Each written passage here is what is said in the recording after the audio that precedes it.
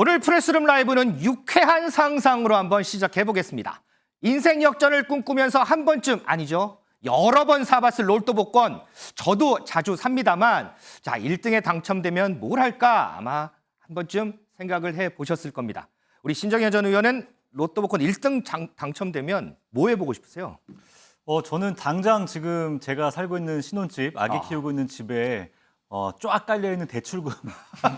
이제 금리가 너무 폭등해가지고 정말 감당할 수 없을 만큼 매달 금리에 적용되는 이자를 감당하는데 대출금부터 빨리 갚아버리는 게 소원입니다. 대출금이요? 전에 이제 사람들 물어보면 열이면 열 다 아이고 집 사야죠 이랬는데 지금 신 전 의원 얘기 들어보니까 이거 많이 좀 바뀌었나 봐요? 그럴 수밖에 없는 게요. 정확히 2020년, 21년까지는 영끌족이라 그래서 어떻게든 부동산 사는 게 당장 이제 어쨌든 코인에 올라탄다라는 요즘 표현처럼 빨리 그걸 해야지만 밀리지 않는다 이 사회에서 이런 심리가 강했는데요. 최근에는 금리가 그 당시 2% 3%대였던 금리가 7%대까지 올라버렸습니다. 영끌족들이 이제는 이자에 깔려 죽는 목소리가 나온다고 하는 이제 이 정도의 수준까지 왔기 때문에요. 저는 어쨌든 간에 지금 그 대출 문제가 제일 청년들에겐 큰 문제가 아닐까 이런 생각이 듭니다. 자, 지금 신 전 의원 얘기대로요. 작년에 조사를 아니죠. 재작년에 조사를 했더니 그때는 1등에 당첨되면 주택이나 부동산을 구입하겠다는 응답이 가장 많았습니다. 그런데 작년에 물어봤더니 이 주택이나 부동산 구입은 2등으로 떨어지고요. 우리 신 전 의원처럼 대출금 갚겠다는 응답이 1위로 올라왔습니다. 장혜선 최고위원, 혹시 여당 최고위원도 로또 복권 사세요? 저는 뭐 태어나서 한 두세 번 정도 사본 것 같아요. 두세 번 사셨어요? 많이는 아니고 가끔. 네. 저는 뭐 예전에는 뭐 로또 당첨은 인생 역전이다 이런 공식이 성립을 했는데 네. 지금 이 표 보면 이것도 좀 많이 바뀌는 것 같아요. 일단 제가 안 사는 거는 제 운상 네. 안 될 걸 알고 있기 때문에 안 사는 건데요. 네.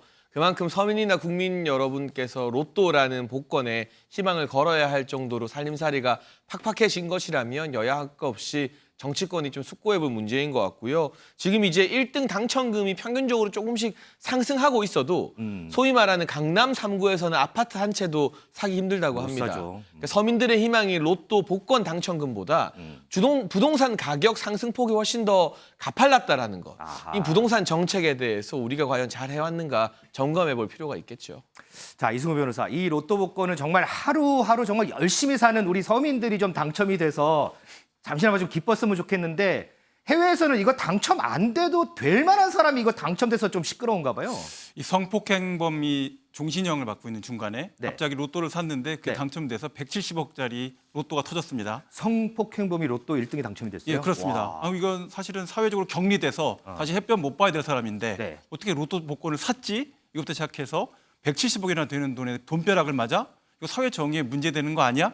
이런 문제가 돼서 결국 15년 동안 해당되는 그 금액을 줘도 되느냐, 통제권을 줘도 되느냐 소송이 붙었고 그 과정에서 호화 변호인단을 사서 가석방까지 아이고. 이루어진 상태에서 영국에 계속 거주하려고 했지만 그 많은 돈을 갖고도 사실은 지역 주민들이 원하지 않기 때문에 4번이나 쫓겨나는 이런 일들이 계속 발생됐고요.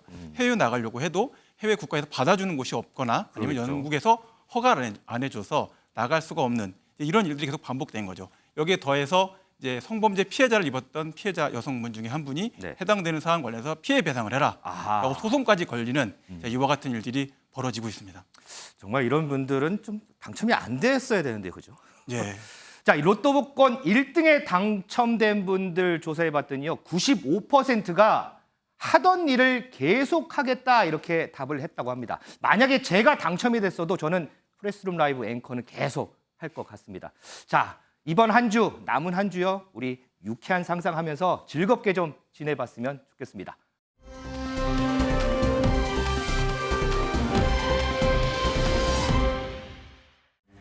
우리 당의 2021년 전당대회에서 이른바 돈봉투가 오갔다는 의혹이 연일 언론을 장식하고 있고 공개되는 녹취의 내용은 상당히 충격적이고 구체적입니다. 저희는 이번 기회에 우리 당에 아직 구태가 남아있다면 모두 드러내 일소하고 완전히 새로운 당으로 다시 태어나는 노력을 해야 한다고 뜻을 모았습니다. 첫째, 송영길 전 대표님은 조속히 귀국하여 사건의 실체를 밝혀주십시오. 둘째, 당 지도부는 수사만 기다릴 것이 아니라 보다 적극적으로 사실관계를 확인하고 엄중한 조치를 취해 주십시오. 수사권이 없는 당 자체의 사실 규명에는 한계가 있다고 하더라도 최선을 다해 우리 당 스스로 진실을 찾으려는 노력을 해야 합니다. 민주당 돈봉투 의혹 속보 오늘도 이어가 보겠습니다. 앞서 보신 것처럼 지금 프랑스에 머물고 있는 송영길 전 대표에 대한 귀국을 촉구하는 목소리가 여기저기서 나오고 있습니다. 하지만 송 전 대표 언제 귀국하겠다, 귀국 시기 확답을 주지 않는 상황입니다. 이런 가운데 윤지숙 기자, 민주당 지도부까지 나서서 송 전 대표의 귀국을 다시 한번 촉구했어요. 맞습니다. 방금 들으신 민주당 초선 의원들의 성명 발표 앞서서 오전에 민주당 최고위원회 회의가 열렸습니다. 이 자리에서 최고위원들 앞다투어서 송영길 전 대표 결자 해지해야 한다, 빠른 귀국을 요청하는 메시지를 연이어 냈는데요. 네. 직접 듣고 오시죠. 돈을 주거나 받은 게 아니라면서 왜 녹취록에 그런 말들이 들어가 있는 겁니까? 도대체 송영길 캠프에서 어떤 일이 있었기에 거짓이라고 믿고 싶은 그런 말들이 녹음되어 있는 것인지 납득할 수가 없습니다. 떳떳하다면 피할 이유도 미룰 이유도 없습니다. 작은 잘못이라도 있는 것이라면 국민들 앞에 무릎 꿇고 사죄해야 합니다. 개인적 일탈 행위다. 나와 아무 관련 없다. 귀국해서 따로 할 말이 없다. 라고 말하는 송 전 대표의 무책임한 태도를 지켜보며 당원과 국민은 당혹감과 실망감을 감출 수가 없었습니다. 송영길 전 대표가 있어야 할 곳은 프랑스 파리가 아니라 대한민국 국민 앞입니다. 네, 이 자리에서 고민정 최고위원은요, 민주주의를 더 이상 후퇴시키지 말아달라, 떳떳하다면 피할 이유가 없다라고 강하게 비판했습니다. 한 수도권 초선 의원은 당 대표까지 지낸 사람이 최소한의 선당 후사도 하지 않고 있다며 귀국이 늦어질수록 당이 망가진다고 지적했습니다. 지난번 이번 돈봉투 의혹에 대해서 사과했던 민주당 이재명 대표, 송영길 전 대표 귀국에 대해서는 어떤 얘기를 했을까요? 오늘 모습 보고 오겠습니다. 직접 연루된 정황 나왔는데 좀 어떻게 보고 계십니까? 당시 대표님도 송 전 대표님 도운 걸로 알고 있는데 대표님은 연관 없으신 겁니까? 이번 의혹에 연루된 의원님들에 대해서 출당 조치 의혹도 나오고 있는데 송 전 대표 기소사를 아직 안 밝히는 상태입니까? 신정현 전 의원, 지금 묵묵부답하는 이재명 대표 모습 봤는데 민주당 일부에서는 이런 얘기도 나오더라고요. 지도부의 대응이 너무 무기력하다. 귀국을 강력하게 요구하는 메시지가 나와야 한다. 이런 불만들도 있고 홈페이지를 보니까 권리당원들도 상당히 조금 불만의 이런 글들을 많이 올려요. 어떻게 좀 보세요? 네, 정말 매일마다 쏟아지고 있는 또 녹취 파일에 그리고 관련된 관계자들의 여러 정황들 때문에 아마도 국민들은 이 사태에 대한 모든 판단을 이미 끝내신 게 아닌가 싶습니다. 무슨 말이냐면 그럴까 아닐까 그래도 더 지켜봐야지가 아니라 이 상황에 대해서는 명명백백 책임이 있다라고 국민들은 판단하신 것 같아요. 어허. 그런데도 불구하고 저희 민주당 최고 지도부에서는 이 문제에 대해서 자꾸 이제 이런 식으로 이야기를 합니다. 얼마 액수 되지도 않는, 밥값도 되지 않는 이런 표현들, 교통비 정도였을 것이다. 이런 표현들, 뭔가 지금의 이 사태를 자꾸 이제 별것 아닌 것으로 관행처럼 뭔가 이렇게 프레임을 만들려고 하는 시도 자체가 이미 판단을 내리신 국민들에게는 더 불쾌하고 더 민주당에 대한 신뢰를 떨어뜨릴 수 있을 거라는 생각이 듭니다. 그러면 지도부 입장에서도 어쨌든 귀국은 빨리 좀 촉구를 해야 되겠군요. 예, 귀국도 빨리 촉구를 해야 하지만 무엇보다 지금 더 중요한 건 게시판을 달구고 있는 이 많은 당원들의 분노처럼 네. 이재명 대표가 먼저 나서서 정확한 당의 징계 기준을 가장 강도 높게 제시해야 된다고 저는 생각하고요. 네. 그리고 덧붙여서 송영길 대표가 직접 앞서서 당대표 당시에 했던 방침이 있습니다. 12명의 국회의원들 당시에 부동산 투기에 연루되었던 의혹만으로도 출당 조치나 또 탈당 권유가 있었거든요. 그랬죠. 그 정도의 높은 기준으로 현재 연루된 사람들을 정확하게 징계하겠다라는 의지 표명을 하지 않으면 국민들의 마음이 우리 민주당에 돌아올 것 같지 않습니다. 자, 그런데요. 일부에서는 송영길 전 대표 빨리 귀국하지 않을 거다. 이런 예상도 나옵니다. 그 목소리 좀 듣겠습니다. 파리에서 기자회견을 하겠다고 말씀하신 것 자체가 네. 귀국해서 수사에 협조할 의사가 없다는 것을 미리 말씀하신 것이 아닌가 싶습니다. 전혀 본인은 관여되지 않았다라고 이렇게 무죄를 주장한다면 예. 더더군다나 들어와서 신속하게 수사에 임해서 여러 가지 의혹들을 풀어야 된다고 생각합니다. 이렇게 하는 것이 제1당의 당대표를 지냈던 정치인의 모습이라고 생각하고 그것이 지도자의 모습이 아닐까 합니다. 그러니까 송영길 전 대표가 자진 귀국을 할 거라고 보세요? 당장은 안 할 것 같은 그런 생각이고요. 지금 상황에서 송 대표가 어떤 식으로 관여하고 어떤 식으로 인지하고 또 혹은 지시했는지 혹은 알고도 묵인했기 때문에 사실상의 이 행위들을 송영길 대표가 간접적으로 한 건지 이런 등등을 입증할 수가 없어요. 현재 단계에선. 그래서 버틸 거다? 그래서 제가 보기에는 와도 별로 송영길 대표가 할 얘기가 없는 이런 걸로 본인은 인식을 하고 있지 않나 생각을 합니다. 장희찬 최고위원, 송 전 대표가 지금 들어와도 할 얘기가 별로 없을 거다. 그래서 지금 당장 귀국 안 할 거다. 이런 목소리 어떻게 생각하세요? 일단 송영길 전 대표 같은 경우는 현재 국회의원 신분이 아니죠. 네. 민주당에서 방탄 국회로 지켜주려 해야 지켜줄 방법이 없습니다.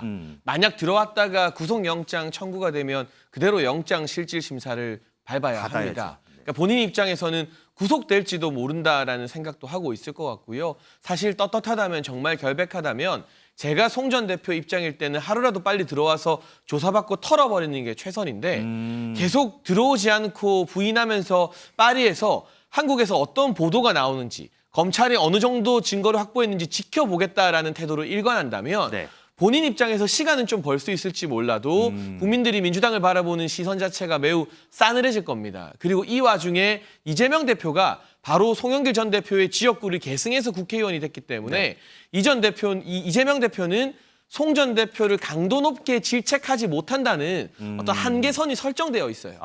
그래서 아무리 뭐 더민초 초선들이나 더 좋은 미래에서 이야기를 해도 이재명 대표가 자기한테 지역구 넘겨준 사람 뭐 강제로 제명이나 탈당시킬 수 있겠습니까? 그래서 송영길 전 대표도 이재명 대표가 자신에게 끝까지 가혹하지는 못할 거라는 믿는 구석을 가지고 파리에서 최대한 버티지 않을까 싶습니다. 자, 그런데 이승우 변호사, 최근 나온 보도를 보면 송 전 대표가 별로 할 말이 없을 것 같지는 않을 것 같은 보도들이 좀 나와요. 해당 사실관계 보면은 뭐 강래구 지금 이제 전 감사죠. 전 감사 또 이정근 전 사무부총장 이야기 나눴던 그 녹취 내용만 보더라도 그 안에서 송영길 전 대표와 관련된 이야기들이 여러 가지가 언급이 되고 있고 실제 그 9,700만 원에 해당되는 금액 이외에도 별도의 돈이 전달됐느냐, 전달되지 않았느냐 이런 문제들이 나오고 있습니다. 이 헌법상으로 규정되어 있는 헌법 제8조의 이 헌법적 기관인 공당의 당 대표였던 분입니다. 해당 사안 관련해서 국가와 국민의 앞에 나와서 해당 사실관계 설명을 하고 전체 민주당으로 이 위기가 전이되지 않도록 충분히 설명하고 진술해야 될 의무가 있다고 생각합니다. 자, 지금 이승우 변호사가 설명했던 그런 얘기들, 그 녹취 직접 한번 들어보겠습니다. 내가 그 얘기도 했어. 성만이 형이 좀 연결해줘서 그거 좀 나눠줬다. 그렇게 얘기는 했어 내가. 누구한테? 영길이 형한테. 내가 조금 그 성만이 형이 준비해준 걸 가지고 인사를 했습니다. 내가 그때 잘했네, 잘했어 막 그러더라고. 그냥 우리는 왜 저번에 왔을 때 강 감사님께서 뭐 이렇게 신나게 주셨잖아. 그러면 이제 우리는 뭐 그게 됐으니까 그냥 이제 뭐 더 안 해도 되는 건가? 아니 영길이 형한테 이제 좀 물어보고 아직도 20일 정도가 남아 있는 거 아니에요. 그러니까 뭐 막판에 스피치 낼 때 한 번씩 더 해갖고 따라 누구 얘기를 하길래 그래서 참 열심히 하네요 그랬더니만 영길이 형이 그러더라고. 그래서 안 그래도 내가 조금 저 처리해줬어. 더 열심히 하라고 그래서 영길이 형이 그 뭐 어디서 이제 구했는지 그런 건 모르겠지만 내용은 모르고 많이 처리를 많이 했더라고. 뭐 이는 뭐 이 많이 해줬어. 그래. 송영길 의원이? 자, 지금 들으신 대로 강래구 씨가 얘기를 합니다. 영길이 형이 송영길 전 대표를 얘기하겠죠. 영길이 형이 그러더라고. 내가 조금 처리해줬어. 더 열심히 하라고. 영길이 형이 어디서 구했는지 모르겠지만 많이 처리를 했더라고. 이렇게 이정근 전 사무부총장과 나눈 대화에 이 얘기들이 있었습니다. 그런데 민지숙 기자, 이 정황에 대해서 민주당 내부에서는 의구심을 가지는 목소리도 있어요? 맞습니다. 뭐 연기리형 돈봉투 10개 이렇게 검찰에서 수사하고 있는 내용에 대해서 지금 계속 언론에 보도가 되고 있는 상황이잖아요. 네. 그래서 정성호 의원은 이게 검찰의 언론 플레이다 이렇게 비판을 앞서 했었습니다. 이는 오늘 오전 최고위에서도 비슷하게 이 검찰과 각을 세우는 발언들이 나왔는데요. 이 박찬대 최고위원은 어제 이정근 사무부총장의 녹음 파일은 검찰이 제공한 게 아니다. 이렇게 검찰이 공개적으로 입장을 밝힌 것에 대해서 발 없는 말이 천리 간다는 소린 들었지만 발 없는 녹음 파일이 방송국 같다는 말은 처음 듣는다. 이렇게 아하. 비꼬았습니다. 또 그러면서 참 희한하다. 그 녹음 파일은 검찰이 확보한 휴대폰에서 나온 거고 그 핸드폰의 당사자는 지금 구속 상태인데 그럼 검찰이 제공하지 않았다면 누가 제공한 것이냐라며 반문하기도 했습니다. 이 박성준 민주당 대변인도 이 스피커의 신뢰도를 흔드는 발언을 이어갔는데요. 이 송영길 본인의 녹취록은 없다면서 직접 대화의 내용은 나오지 않아 신빙성 을 의심할 필요가 있다. 이정근에 대한 합리적 의심을 해볼 필요가 있다. 녹취가 오염됐을 가능성이 있다. 이렇게 의혹을 제기했습니다. 장해찬 최고위원은 어떻게 보세요? 어쨌든 목소리들이 나오는데 내부에서는 이 녹취 오염됐을 가능성이 있다 이런 얘기 나와요. 그러니까 제가 정무적으로 국민의힘의 지도부 입장에서 네. 민주당이 계속 절해주시면 저희 고맙죠. 아하. 네. 하루빨리 인정하고 반성하고 보통 이런 일이 정치권에서 터졌을 때 전형적인 조치가 있습니다. 연루 의심자들 전부 다 탈당시키고요. 결백 증명하고 돌아오라고 하면 돼요. 아하. 그게 제일 깔끔한데 지금 이재명 대표 입장에서는 뭐 송영길 전 대표뿐만이 아니라 명확하게 녹취록에 등장하는 윤관석 의원이나 이성만 의원 네. 탈당시킬 수 있을까요? 돈봉투 연루됐다는 20명 탈당하라고 할 수 있을까요? 그때 그 20명의 의원들이 이재명 대표에게 이재명 대표 당신은 우리보다 깨끗합니까? 라고 물어보면 할 말이 없어지는 거예요. 그러니까 당대표가 리더십의 영을 세우고 이 불미스러운 일에 연루된 의원들을 과감히 쳐내기 위해서는 본인이 흠이 없어야 되는데 돈봉투보다 더 큰 흠결이 이재명 대표에 있기 때문에 이러지도 저러지도 못하고 지금 미적미적 시간이 흘러가는 것이거든요.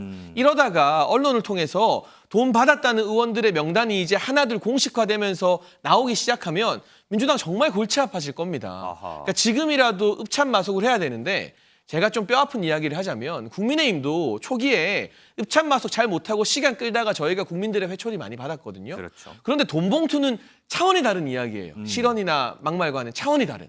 여기에 대해서 읍참마속 일벌백계 안 하고 그냥 지켜보겠다. 검찰 수사 계속 시간이 가면 갈수록 민주당에 대한 비판적 여론이 거세질 뿐입니다. 상대당에서 보는 해초리로 알아듣겠습니다.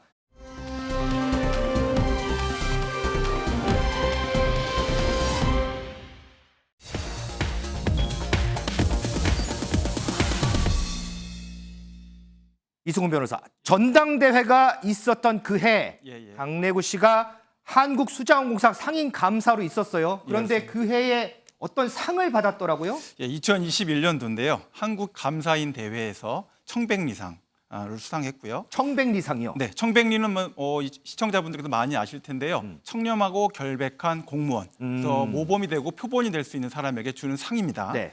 그리고 그 자리에서 같이 자랑스러운 감사인상 금상을 수상했습니다. 아하. 자, 이게 바로 5개월 뒤의 일입니다.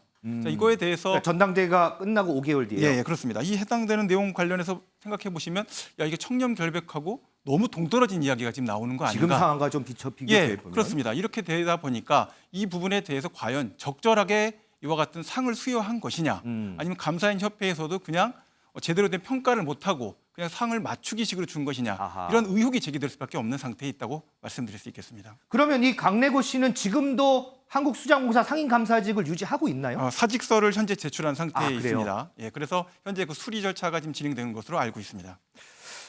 자, 이런 가운데요. 어제 전해드렸지만 돈봉투 의혹과 관련해서 10대 수준이라고 발언해서 논란이 된 정성호 의원.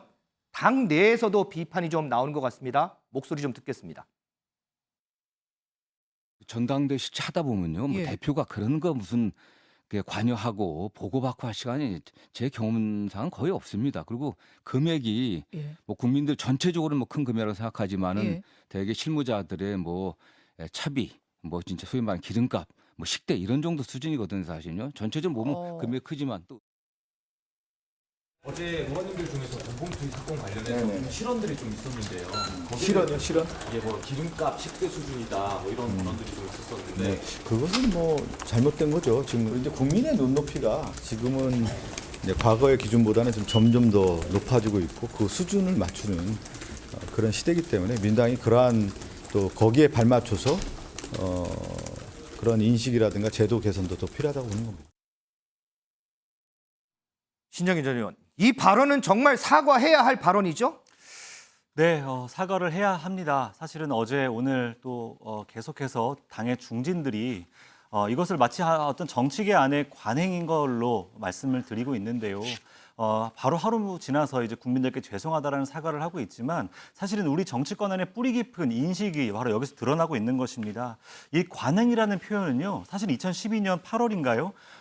박희태 전 의장이 그 당시 돈봉투 문제가 이제 터졌을 때 관행이었다라는 표현을 쓰면서 그 당시의 문제를 무마시키려고 했었습니다. 그때 당시에 법원에서는 무슨 판결을 내렸었냐면 정당법상 정당의 민주주의를 훼손하는 이 모든 행위들을 근절시켜야 된다라는 이야기를 하면서 특히 정당의 대표를 선출하는 것에 대해서는 가장 강력한 근거로 이것 정당법을 들이대야 된다 이렇게 얘기를 하고 있습니다. 그런 판결이 나온 12년 후에 민주당에서 이러한 관행이라는 인식이 나온다는 것은 저도 민주당의 한 사람으로서 정말 깊이 사과드려야 되고 사죄해야 될 부분이지 핑계될 부분은 아니라고 생각합니다. 자, 정성호 의원 오늘 입장문을 냈습니다. 불필요한 얘기하는 실수가 있었다. 실언한 저의 불찰을 반성하고 사과드린다. 이렇게 입장문을 냈습니다.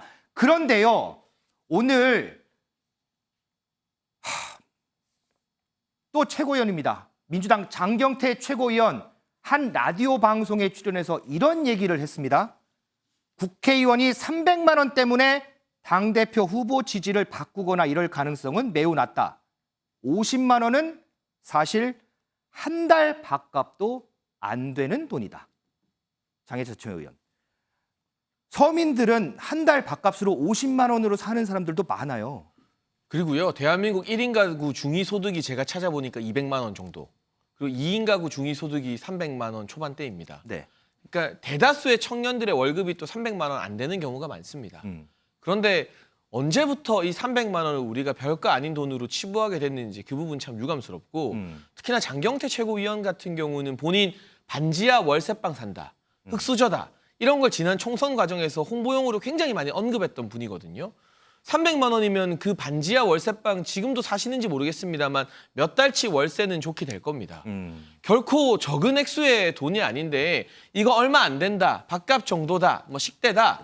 우리 국회의원은 뭐 국회의원이 얼마나 대단한 건지 제가 잘 모르겠습니다만 네. 300만 원에 안 흔들린다 이런 이야기를 하면 그 300만 원 한 달 월급으로 살아가는 대한민국의 가장들, 청년들 어떤 마음, 어떤 자괴감이 들겠습니까? 어떻게 이걸 변명이라고 그것도 청년 정치인이 할 수 있는지 상당히 개탄스럽고요. 지금 민주당의 청년 정치인들은 이 300만 원 축소할 게 아니라 우리라도 돈봉투 같은 구태 문화 근절하자고 같이 공동 성명을 발표해도 모자랄 시국이다라는 말씀을 꼭 좀 드리고 싶습니다. 그래서 그젠가요? 그 민주당 청년 정치인들한테 돈봉투 근절 선언 함께 하자고 요청하셨잖아요. 네, 그 답이 왔어요? 공식적으로 최고위 발언으로 뭐 민주당의 대표적 청년 정치인인 장경태 최고위원이나 김남국 의원, 전용기 의원 등에게 요청을 했는데요. 전 이게 보수 진보의 문제나 여야의 문제가 아니라고 생각합니다. 네. 그분들이 제 개인적 연락처 알고 있고 기사가 많이 나가서 네. 충분히 소식을 접했을 텐데 아직까지도 아무 연락이 없고 오늘 아침에 장경태 최고가 저렇게 300만 원으로 국회의원 안 움직인다는 발언을 하는 걸 보고 대단히 실망스럽고요.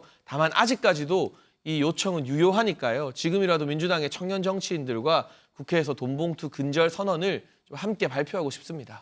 저희가 발언이 주는 무게감, 특히나 정치인들의 발언의 무게감에 대해서 지금까지 많이 얘기를 했는데 자, 이 발언에 대해서 50만 원도 안 되는 밥값이라는 이 발언에 대해서 장경태 최고위원은 또 어떤 해명을 내놓을지 이 부분도 좀 지켜보도록 하겠습니다. 신정혜 전 의원, 네. 그리고 좀 다른 얘기지만 요거 하나 해볼게요. 당내 상황이 지금 어지러운데 이런 상황에서 이낙연 전 대표의 역할론이 또 더불어서 함께 떠요. 네, 많은 분들이 또 이낙연 전 대표의 역할을 자꾸 이제 소환하려고 하는 것 같습니다. 가장 큰 이유는 그런 거겠죠. 지금 당 내에서 전 대표와 현 대표의 여러 가지 사법 리스크가 총체적으로 당을 위기에 빠뜨리는 상황이 있기 때문에 아마도 그런 문제 때문에 많은 당원들 혹은 당에 있는 핵심 인사들은 이낙연 대표의 역할이 있지 않을까라고 이야기를 하는 것 같은데요. 네. 제가 알기로는 이 문제로 인해서 이낙연 대표가 조기 귀국할 가능성은 0%입니다.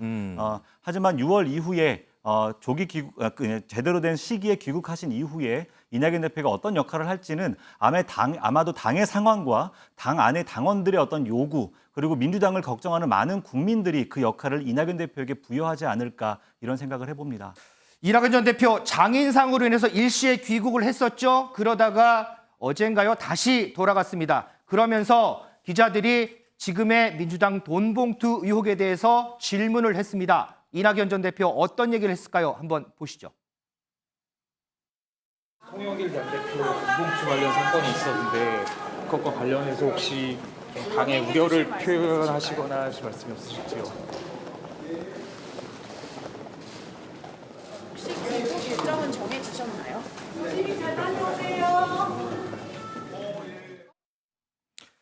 자, 이낙연 전 대표 오는 6월에 다시 귀국을 한다고 하는데 자, 이때 어떤 상황이 좀 펼쳐질지 이거는 좀 더 지켜보도록 하겠습니다.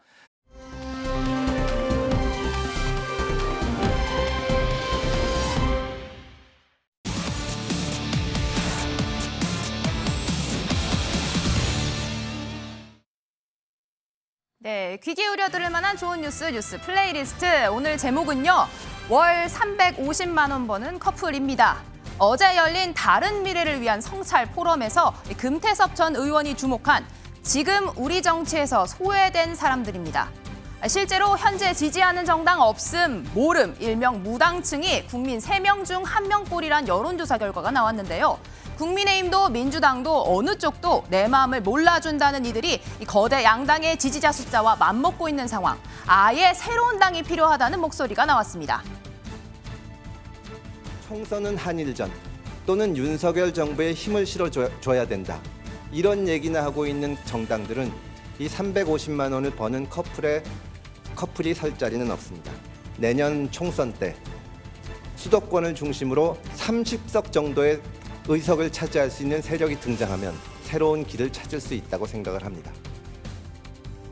네, 친윤이냐 반윤이냐 친명이냐 비명이냐 극단적인 진영 갈등 또 그 안에서도 편을 가르는 사이에 평범한 사람들이 설 자리를 잃었다는 반박 불가 뼈 있는 메시지가 나왔습니다. 전현직 의원들 모두 자성의 목소리를 냈는데요. 집권당이 될 것 같으면 정당이 정상적인 기능을 못하고 대통령 얼굴만 보고서 사는 정당이 돼버리는 거예요. 사실 민주당 하면 지금 뭐 떠오르는 건 개딸하고 돈봉투고 뭐 우리 당 하면은 지금 떠오르는 게 사실 정광훈 그리고 끝없이 나오는 막말 아니겠습니까? 네, 사실 이 자리 처음부터 이 창당 이야기를 하려고 작정하고 모인 자리는 아니었다고 합니다. 하지만 이야기를 하다 보니 이참에 아예 당을 합치는 건 어떻겠냐는 파격적인 제안도 나왔습니다. 제가 속한 더불어민주당과 국민의힘이 통합을 했으면 참 좋겠다라는 생각이 문득 들었습니다. 그리고 내거는 뭐 공약도 사실은 서로 간에 많이 어쩌고저쩌고 하지만 그렇게 큰 차이는 아닙니다. 그냥 권력 싸움을 할 뿐이죠. 그럴 바에는 아예 통합을 해서 더불어 국민의힘이든지 국민의 민주당이든지 이렇게 해서 단일하게 정리정돈을 하고 그리고 또 다른 어떤 정치 세력과 경쟁을 통하도록 하는 것이 좀 한국 정치의 업그레이드가 될 수 있지 않을까. 네, 돈봉투 리스크라는 시한폭탄을 안고 있는 민주당 안에서도 환골탈태, 더 나아가 제2창당 수준의 각오를 해야 한다는 이야기가 나왔는데요. 11년 전 이 총선을 앞두고 터진 한나라당 박희태 돈봉투 사건. 당시 괴멸 위기에 처한 당의 이름을 바꾸고 대규모 물갈이를 해 과반 의석 확보에 성공한 전례가 있었죠. 이렇게 생각과 또 사람과 또 이름까지 바꾸게 된다면 우리 당은 완전 새로운 당으로 거듭날 수 있게 될 것입니다. 네, 사실 신당 창당 이 제3지대를 향한 도전은 처음 있는 일은 아닙니다. 안철수 당시 무소속 의원은 국민의당으로, 김동연 전 경제부총리는 새로운 물결로 브랜드 뉴 새로운 정치를 약속한 적이 있습니다. 저는 대한민국이 더 이상 이대로 가서는 안 된다는 절박감을 가지고 이 자리에 섰습니다. 많은 분들이 제게 정치 참여를 말렸습니다. 어쩌면 지금 허허벌판에서 혈혈단신으로 다시 시작하려는 제게 국민 여러분께서 보내주시는 기대는 마지막 기회가 될지도 모릅니다. 정치의 벽을 허물기 위해, 이 정치의 판을 바꾸기 위해 새로운 물결을 창당합니다. 정치와 후보를 혐오하게 만드는 이 비호감 월드컵, 더 이상 방치해서는 안 되겠습니다. 오징어 게임이 지금 우리 사회의 모습을 보여주기 때문 아닐까요? 이런 측면에서 저희 새로운 물결을 그 별칭으로 오징어당이라고 불러도 좋을 것 같습니다. 네, 하지만요, 결국 이 국민의당은 국민의힘으로, 새로운 물결은 민주당으로 각각 흡수되면서 제3지대 무용론만 재확인됐습니다. 이 때문일까요? 금태섭 의원의 야심찬 포부에도 함께할 것이냐는 질문엔 이렇게 선을 긋는 모양새입니다. 제가 방송 전에도 얘기했지만 컬러링을 제3정당 참여 안 합니다로 바꾸려고 했었어요. 하도 그거 많이 물어보셔가지고 네, 그냥 컬러링을 제3정당 참여하지 않습니다. 저는 국민의힘 소속입니다를 얘기를 컬러링을 바꿀 정도로 여러 번 얘기했습니다. 네, 장해창 최고위원님, 방금 김재섭 의원님 얘기도 나왔는데 이 창당한다는 이야기가 나와요. 내년 총선에 진짜로 이 신당이 나올 가능성 몇 %로 보십니까? 그러니까 저는 뭐 파급력이 그렇게 크지는 않을 거라고 봐요. 신당이 성공하려면 이제 강력한 대선 주자 그리고 새로운 인물이라는 두 가지 조건을 만족시켜야 되는데 아직까지 거론되는 분들 중에 강력한 대선 주자가 없고요. 10년 넘게 신당하겠다라고 말씀하시는 분들이 다 모여있기 때문에 이게 더 이상 새롭거나 참신하지도 않죠. 하지만 이런 움직임이 불거지는 것 자체는 저희 국민의힘과 민주당이라는 양당이 긴장하고 반성해야 될 일이다. 양당 정치에 대한 국민의 실망감이 또 누적되고 있고 무당층이 그만큼 늘어나는 것은 사실이기 때문에 신당 창당의 파급 효과가 크지 않다 하더라도 국민의힘은 국민의힘대로 또 민주당은 민주당대로 긴장 바짝 하고 민심을 되찾기 위해서 노력해야 한다는 것만은 분명하다는 말씀을 드리고 싶습니다. 네, 신정현 전 의원님. 네. 말씀하신 대로 분당층이 늘긴 늘었어요. 네. 새로운 당이 나온다고 하면 몇 석까지 확보 가능할 거라고 예상하시는지. 그 바람에 어떻게 합류하느냐에 따라 다르겠지만 저는 경우에 따라서는 제1당을 대체할 수 있는 엄청난 파급력 있는 정당이 등장할 수도 있다는 생각이 들어요. 기존의 제3당으로 20, 30석이 아니라 제1당으로서의 세력을 위협할 수 있는 그런 흐름이 올 수도 있다. 왜 그러냐면 지금 이 시기만큼 새로운 세력을 기대하는 국민적 요구가 있었나, 지금의 양당을 이만큼 혐오하는 국민적 어떤 반응들이 있었나, 무엇보다도 지금만큼 한국 정치적 역동성이 있었던 시기가 있었나 돌아보면 없었던 것 같아요. 그래서 저는 이 문제에 대해서는 딱 세 가지를 좀 충족했으면 좋겠습니다. 이전에 실패했던 선례를 반대로 가는 것이죠. 지역 기반 정당을 탈피하는 것이고요. 오히려 특정한 한두 인물에 의해서 예속돼 있는 정당을 넘어서는 것이고, 마지막으로는 이념과 정체성의 정당을 뛰어넘은 정말 말 그대로 실용 정당으로 가는 것. 저는 그렇게 함으로써 오히려 새로운 어떤 정당 세제가 지금의 국민의힘과 지금의 민주당을 훨씬 더 건강하게 만들 수 있을 것이다. 그렇게 생각합니다. 네. 이승희 변호사님 방금 고개를 끄덕이셨는데 네. 이 제3지대 무용론 이번에는 깨질 수 있을까요? 직접적으로 정당 설립 형태로 깨지기는 어려울 것 같고요. 제 추측으로는, 제 개인적인 생각으로는 무소속 연대 형태가 될 가능성이 더 높지 않겠나라는 생각이 좀 많이 들었습니다. 전국 정당을 표방하기에는 정책적으로도 한계가 뚜렷한 형태에 있다고 보이고요. 양당 정치 자체가 근본적으로 공격은 많이 당하고 있긴 하지만 또 국민들에게 호소하는 부분들도 많이 있기 때문에 그와 같은 구심점 자체를 빼앗아 오기는 어려울 것이다라고 생각을 하고 있습니다. 네, 말씀 잘 들었습니다.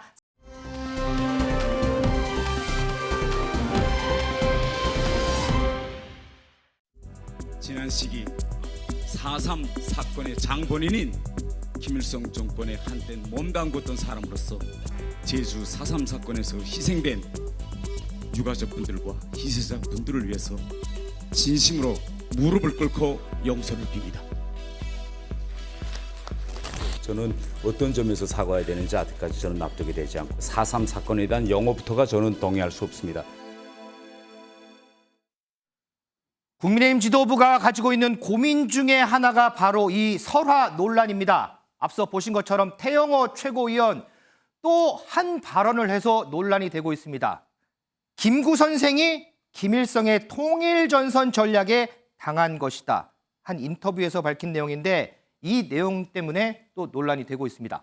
그런데 이승우 변호사, 예. 태영호 최고위원의 이 설화 논란, 이게 처음이 아니라서 더 계속 논란이 되는 것 같아요. 예, 당 지도부 관련된 선거 과정에서 4.3 관련된 논란이 방금 나온 바와 같이 있었고요. 네. 뭐 독도가 일본 땅이냐, 일본 외교청 관련된 이런 평가 관련된 여러 가지 문제들에 대해서도 말씀이 있었고, 최근에는 이 쓰레기, 돈성, JMS 민주당 이런 심각한 표현을 써서 네. 이 자체를 SNS에 올린 것이 본인 잘못이 아니고 보좌관 잘못이었다, 아니었다.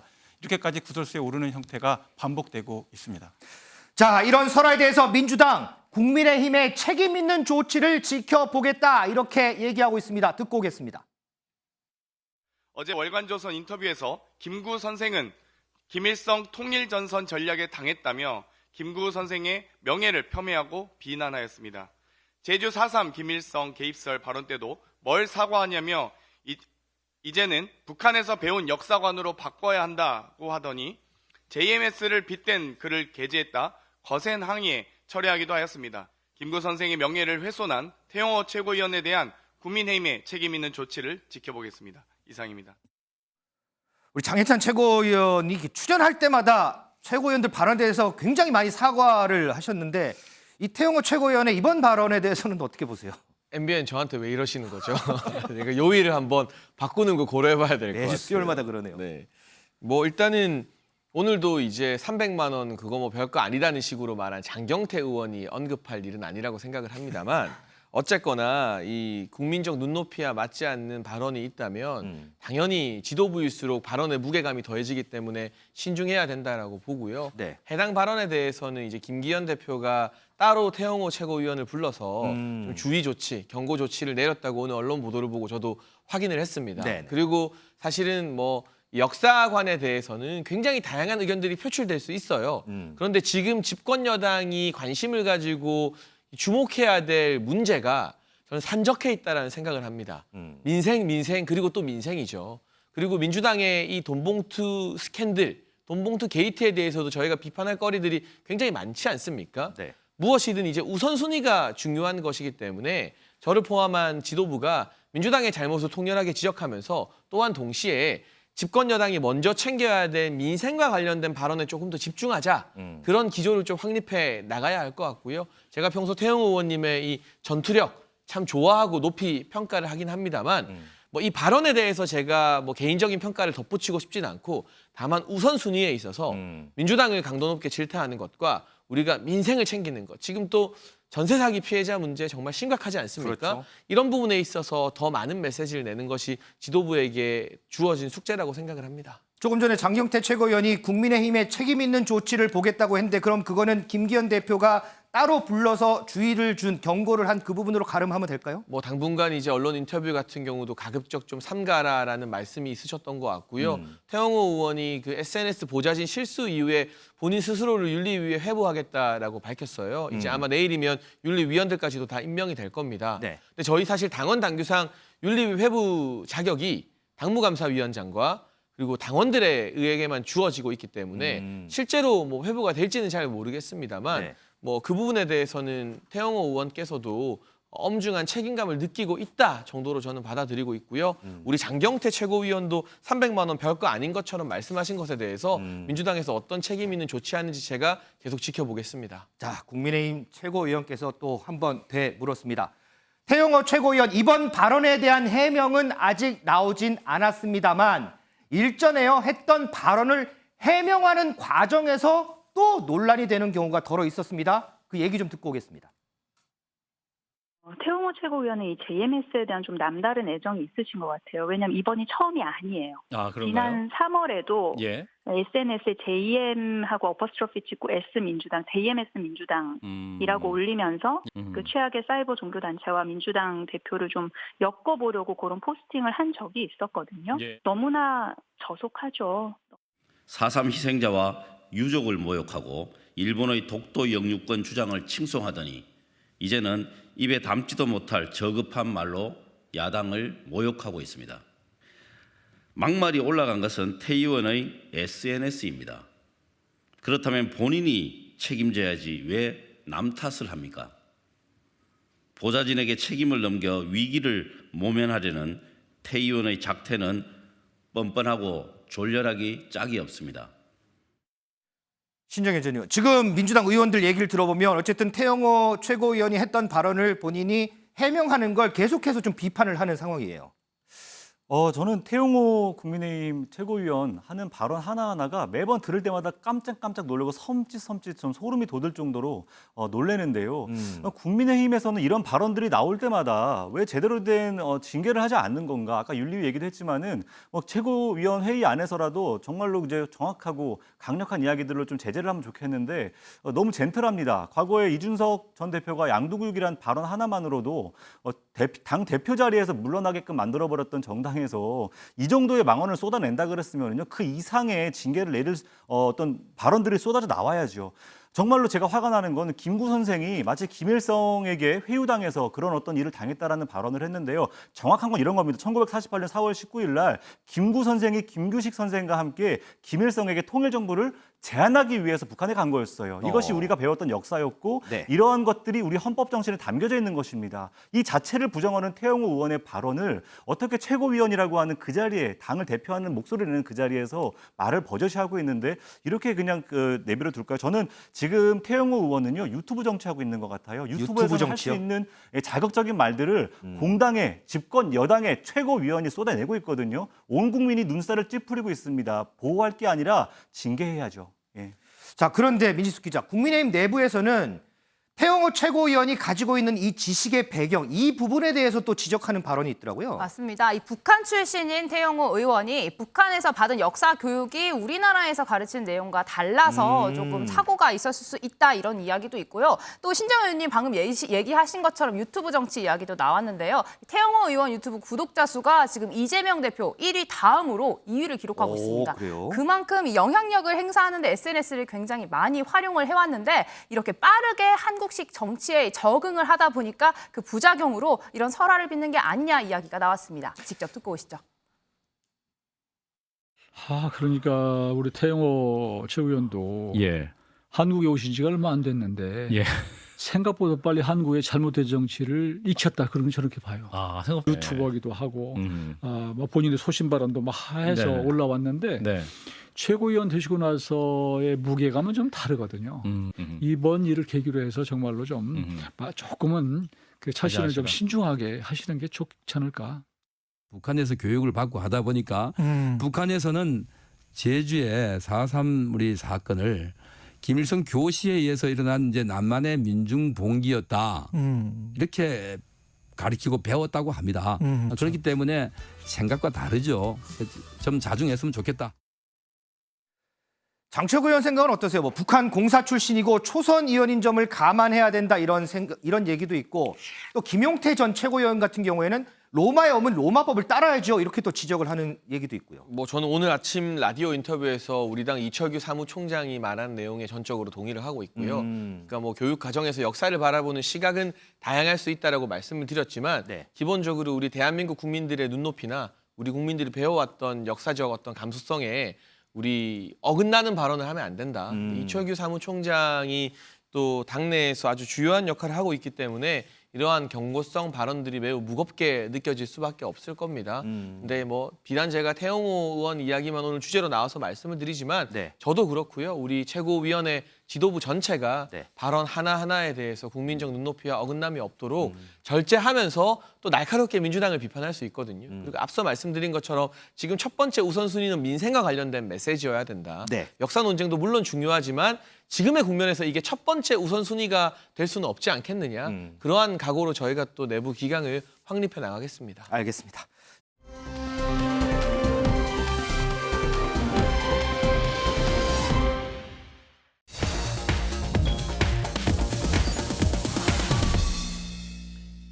자, 윤석열 대통령의 국정수행 지지도 먼저 좀 살펴보고 가겠습니다. 자, 여론조사 결과 좀 띄워주시죠.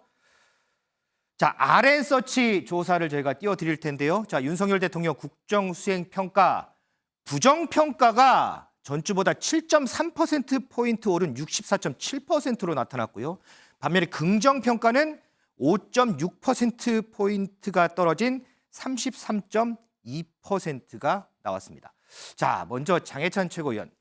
국민의힘에서 최근에 윤석열 대통령 국정수행 지지도 다른 여론조사를 봐도 대부분 좀 하락하는 추세인데 국민의힘에서는 이 윤석열 대통령 지지도를 지금 어떻게 좀 바라보고 있어요? 사실 제가 먼저 셀프 회초리를 스스로 맞자면 국민의힘 정당 지지율도 같이 많이 떨어지고 있거든요. 그렇고 있죠. 예. 그러니까 이게 뭐 정부의 책임이다, 누구의 탓이다라고 하는 것이 아니라 당정대가 하나된 마음으로 무거운 책임감을 느끼고 있고요. 저희가 국민들께서 이렇게 회초리 보내주시는 것 따끔하게 느끼고 좀 달라져야 되지 않겠습니까? 결과적으로는 집권 여당이기 때문에 일로 정책으로 성과로 승부를 볼 수밖에 없는데 또 최근 불거진 전세 사기 피해 대책 국민의힘이 부족하지만 앞장서서 장제원 의원이 이제 이 무엇보다 피해자들의 전세 보증금을 우선 변제하도록 법안을 바꾸는 이 법률도 어제 대표 발의를 했고요. 여러 가지 당정이 대책을 세우고 있습니다. 또 외교 일정 같은 경우도 4월 말에 윤석열 대통령의 국빈 미국 방문을 시작으로 해서 G7 초청 일정까지 쭉 이어지고 있기 때문에 당정이 하나된 모습으로 성과 내는 모습을 보여드려서 또 조금씩 회복해 나가야죠. 자, 어쨌든 대통령의 지지율 그리고 국민의힘의 지지율, 자, 당에서는 이 부분을 좀 무겁게 보고 있다라는 국민의힘 최고위원의 얘기 들었습니다. 그런데 이승호 변호사, 어제 국무회의에서 윤석열 대통령이 여론조사 관련해서 언급을 또 했더라고요. 예, 어제 윤 대통령이 어제 국무회의에서 근로시간 유연제, 그러니까 뭐 여론조사 관련돼서 이제 지지도 관련된 문제는 아니고요. 여론 수렴 절차 관련돼서 표본 여론조사를 할 때는 표본 설정 자체가 굉장히 과학적이어야 된다. 또 대표성이 있는지, 객관적인지 이것이 제대로 공개돼야 된다라고 얘기하셨고요. 또 질문 내용과 방식 자체도 과학적인지 공정한지 이것이 확인되지 않는다고 한다면 국민을 기만하는 것이다, 속이는 것이다라는 말씀을 하셨습니다. 자, 신정현 전 의원. 자, 사실상 어제 윤석열 대통령이 국무회의에서 얘기한 건 진짜 이 근로시간 유연제 여론 수렴 절차 관련해서 여러 가지 것들을 얘기를 했어요. 그런데 민주당에서는 이거 사실상 본인 지지율 하락하는 거에 대한 불편함을 얘기한 거다 이렇게 또 해석을 하더라고요. 충분히 그렇게 볼 수 있습니다. 아마 작년 9월인가요? 24% 최저 지지율 찍은 이후에 가장 낮은 지지율이 지금 나왔는데요. 아마 이것에 대해서 이렇게 생각할 겁니다. 나는 열심히 하고 있는데 최선을 다하고 있는데 이렇게 지지율이 나온 것은 내 잘못이 아니라 여론조사 기관 탓이고 공정하고 과학적이지 않은 방식을 쓴 그런 외부의 탓이다 이렇게 생각하시는 것 같아요. 저는 바로 지금의 윤석열 정부가 가지고 있는 가장 큰 잘못은요. 지지율이 떨어지고 있는 이 추이 자체를 심각하게 바라보지 않는 것입니다. 국민들이 지금 국민이 바로 정부에게 대통령께 말하고 있는 것이거든요. 잘못 가고 있다고, 틀리게 가고 있다고, 바르게 가달라고 말하는 것인데 엉뚱하게 우리 자성을 하고 성찰하는 것이 아니라 여론조사 툴과 이 방식에 대한 문제를 자꾸 남 탓하는 방식, 이게 전형적으로 검찰 방식의 정치라고 저는 생각합니다. 나는 정의롭고 나는 문제가 없는데 외부의 문제가 많아서 바로잡아야 돼. 저는 그런 사고방식을 빨리 바꾸지 않으시면 우리 정치 앞으로 4년 동안 더 불행해질 수밖에 없다. 이렇게 생각합니다. 알겠습니다. 미지수 기자, 국민의힘 상황 하나만 좀 지켜보죠. 어제 소속 의원 및 당협위원장 배우자들과 워크숍을 했는데 근데 이거를 또 김건희 여사랑 연관짓는 얘기들이 또 나와요? 맞습니다. 의원과 당협위원장의 부인들로만 구성된 이 동행의 힘이라는 모임, 이 모임의 워크숍이 어제 8년 만에 열렸는데요. 이 자리에서 김기현 대표는 이 선거를 전투로 따지자면 의원의 부인들은 최고의 정의 장수다. 이렇게 적극적인 내조를 강조하는 이런 메시지를 냈습니다. 하지만 이 행사를 두고 한 국민의힘 의원이 국민들은 이 행사 당연히 김건희 여사 지원 사격용으로 생각할 수밖에 없다며 김 여사를 위해 국회의원과 그 배우자들을 팔아먹는 것이다 이렇게 수위 높은 발언으로 지적을 했습니다. 앞서 이 행사에 김 여사가 참석한다는 소식이 전해지면서 국민의힘 내부에서도 이 당 지지율이 이렇게 떨어진 상황에 김 여사의 공개 행보까지 더해져 악영향을 미치는 게 아니냐 이런 우려 섞인 목소리도 나왔다고 하는데요. 이 마지막까지 일정을 조율하던 김 여사 어제 행사에는 결국 참석을 하지 않았습니다. 장희찬 최고위원. 그런데 이제 어제 워크숍을 두고서 지금 방미 때문에 바쁜 이 외교장관 초청한 것도 그렇고 배우자 워크숍인데 부인들만 오라고 또 얘기한 것도 그렇고 비판 많던데요. 아니 뭐 이제 여성 당협위원장이 있다면 그 남성 배우자도 당연히 초대를 할 수 있는 일이고요. 그럼 그렇죠, 뭐 배제했다기보다는 뭐 아무래도 이 여성 당협위원장의 남성 배우자 시간이 좀 안 맞지 않았을까 하는 생각이 좀 들고요. 어쨌거나 이제 배우자들의 역할, 정치적 내조뿐만이 아니라 지역구에서 이분들이 주민을 만나는 최전선에 투입되는 경우가 상당히 많거든요. 그렇다면 정부의 국정 과제나 여러 가지 정책에 대해서 잘 이해를 하고 또 주민들께 잘 설명드리는 게 좀 나쁜 것이라고 생각하지는 않습니다. 그런 차원에서 이렇게 정책에 대해서 고민하는, 그러니까 모여서 단순히 친교만 하는 것이 아니라 강의도 듣고 공부도 하는 정책 개발이나 이 정책 설명에 함께하는 것 자체 취지를 너무 부정적으로 볼 필요만 있나 하는 생각도 듭니다. 자, 지금까지 뭐 5가지 아이템들 살펴봤는데 오늘 어떤 아이템이 우리 시청자분들은 가장 기억에 남으시는지 궁금합니다. 프레스룸 라이브 오늘 순서 여기서 마무리하겠습니다. 내일도 오후 3시 10분 다시 찾아뵙도록 하겠습니다. 시청해주신 여러분 고맙습니다.